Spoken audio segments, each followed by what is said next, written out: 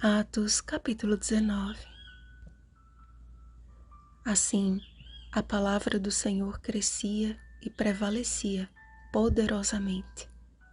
Versículo 20. Ficando Apolo em Corinto, Paulo encaminhou-se a Éfeso e para onde dantes tinha sido impedido de ir pelo Espírito Santo, permaneceu por espaço de 2 anos, dando ensejo a que todos os habitantes da Ásia ouvissem a palavra do Senhor, tanto judeus como gregos. Através de Paulo, Deus realizou ali milagres extraordinários, de modo que até por meio de seus objetos pessoais as pessoas eram curadas e os espíritos malignos se retiravam.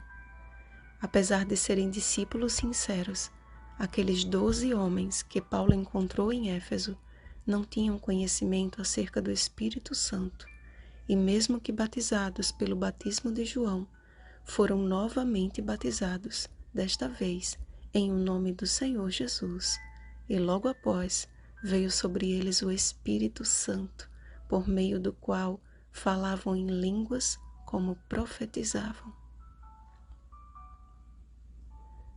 Desejando para si poder semelhante, alguns judeus exorcistas ambulantes tentavam invocar o nome de Jesus a fim de expulsar demônios. Porém, destituídos do Espírito Santo, foram severamente subjugados pelo espírito maligno, de tal modo que, desnudos e feridos, fugiram daquela casa. Este episódio humilhante causou temor sobre os efésios, e o nome de Jesus era engrandecido, o que causou em muitos crentes grande reavivamento e reforma.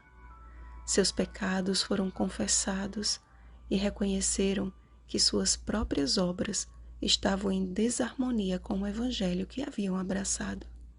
Também muitos que haviam praticado artes mágicas, reunindo seus livros, os queimaram diante de todos. Certamente, a região da Ásia não foi um lugar fácil de se pregar o evangelho. Havia idolatria, magia e diversas práticas pagãs que tornavam aquele território um covil de demônios.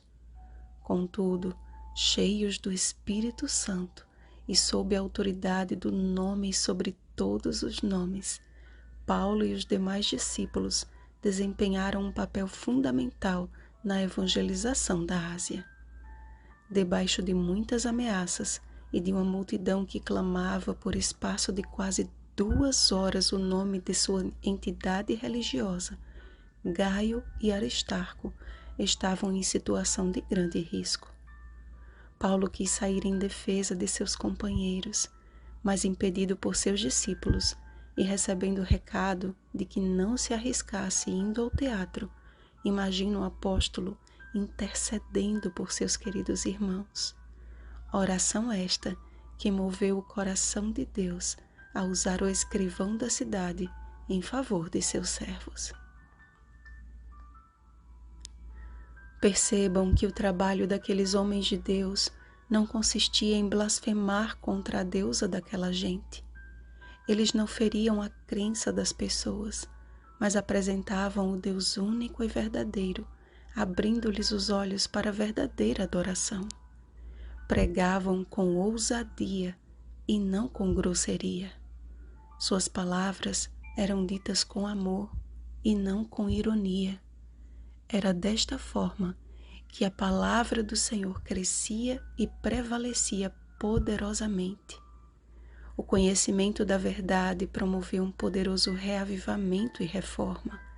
Além de confessarem seus pecados, decidiram abrir mão de tudo aquilo que os afastava do Senhor.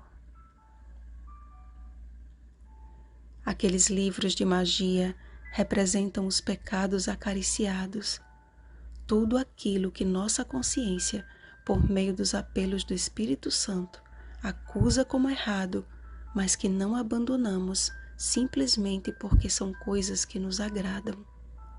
Aqueles efésios sinceros não queimaram apenas livros caros, mas como uma representação do velho homem, lançaram no fogo seus corações a fim de serem purificados e transformados em ouro refinado para a glória de Deus. Estamos vivendo no tempo profético do grande dia da expiação.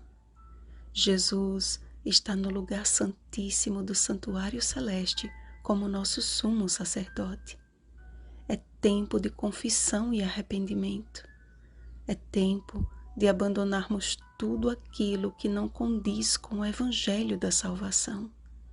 Jesus, através do Espírito Santo, é quem nos faz este apelo hoje. Vigiemos e oremos.